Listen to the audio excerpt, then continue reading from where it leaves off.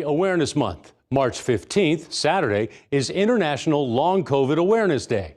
One local doctor says she's seeing similarities in the two health concerns. KETV News Watch 7's Maddie Augustine takes us inside the work of a neuro-optometrist and what they're doing to treat long COVID. All right, so find the color that matches what was in the black. It may seem simple, matching colors. Yep. But for Jen Wyman, it's a routine challenge in her therapy sessions. My brain fog has not gone away. For nearly 5 years, Wyman has battled long COVID. And I didn't say anything for the longest time. Her symptoms began 3 to 4 weeks after getting sick. I was driving across town to go pick up one of my youngest kid from one of her activities, and I had no idea where I was going. I had no idea where the roads led to. I didn't know where I was or why I was there. For months, Wyman consulted different doctors, waiting to see a neurologist. I was scared. Seemingly daily, she says more symptoms became part of her life. Pain is one. Brain fog is huge.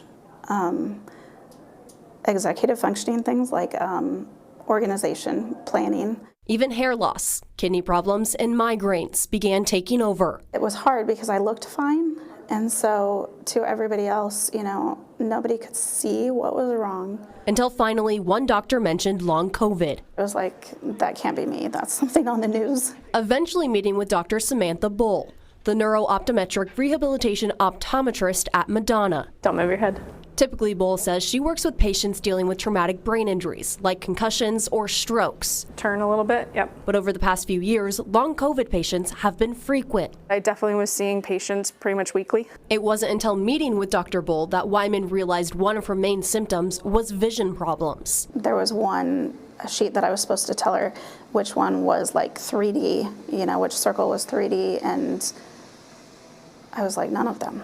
You can do it, relax. While Bull says long COVID symptoms can present in a myriad of ways, many are similar to that of a traumatic brain injury. It does cause blurry vision, double vision, eye strain, headaches, dizziness from not processing your vision appropriately. So for patients like Wyman, that's how she approaches treatment. Just the letter D, F.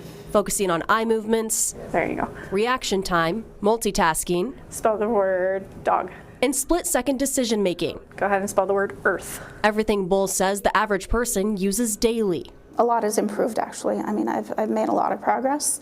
For the longest time, before I even met anybody here, I just felt like I was crazy, like I was losing my mind, So go ahead and hang on to the bottom of that. Bull says while long COVID is not officially recognized as an acquired or traumatic brain injury, she will continue treating it in a similar way, in hopes more research into the similarities will lead to more widespread recognition. If somebody could kind of put those two things together, long COVID and acquired brain injury, I think that would help matters. And I think that it would help it get more recognition, and more patients would get that recognition from doctors as well. And the Brain Injury Association of Nebraska also notes the similarities. It's very much an invisible injury like other types of brain injury. Peggy Reicher, executive director of the organization, says they will continue to bring awareness to the topic. You're on the third letter on the top row. Even highlighting stories of people like Wyman at their annual conference. Creating a greater understanding, helping people realize that it's a deficit more than defiance is really important, because